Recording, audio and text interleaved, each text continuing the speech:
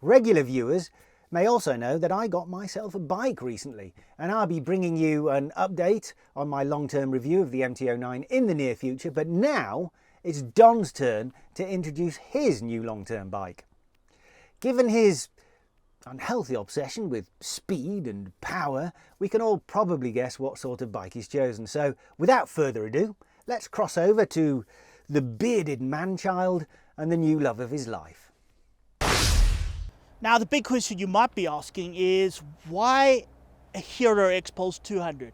Well, a few reasons. First of all, while Hero is a very famous brand overseas, it's the biggest selling brand in the entire world, it doesn't really have its stripes here. I mean, if you're in India and you own a Hero, you're thought to be doing quite well.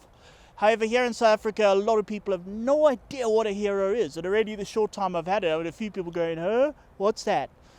So I'd love to see if this bike can earn its stripes here in South Africa. Second reason is that this is a thumper. It's a 200cc single-cylindered, oil-cooled.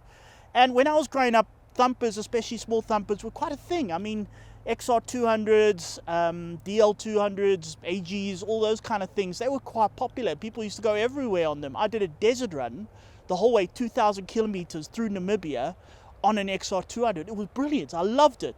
So I want to see, have we lost that or can we bring it back? Especially with the price of bikes nowadays. This is 48,000 Rand. Hey, you know, it could be an alternative. And then lastly, I live in the heart of Beerspoort area. Now, it's an absolute paradise for people here in Gauteng, Northwest, that sort of area. There's the Magaliesberg mountain range running down that way. There's a secondary mountain range running that way. And there's a whole lot of little passes between all of them, all the way along here for hundreds of kilometers. I'd love to go and try those passes. And what's great about this is I will do them. I mean, some of them are designed for hiking. Some of them are bicycles. Some of them you only can do on a proper off-road bike where you need a van and all that kind of stuff and extra petrol and a complete waste of time. But on this, I think I could do it. You can ride there, not use a lot of fuel, do the pass, maybe even by yourself. It's going to be good fun. And I'm inspired to do them on this.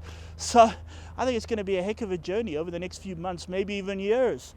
Let's see what Hero has got. I'm very excited. I'm very, very excited. Let's see what happens. Well, not what I was expecting, I have to admit. Something like a Hayabusa with a couple of extra turbos was my thinking, but now he's reached 40, maybe his priorities are changing. The X-Pulse is undoubtedly tremendously good value, and as an affordable adventure and commuting bike, it makes perfect sense.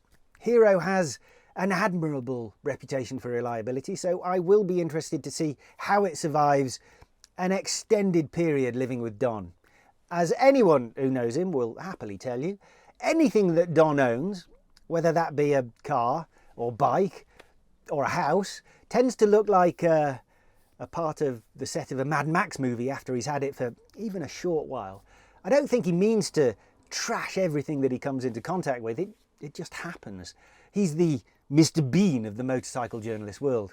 We'll check back in regularly with his adventures and make sure he's taking care of the Hero, and that the Hero's taking care of him. Right, last ad break, and then from Indian, we swap to Austrian.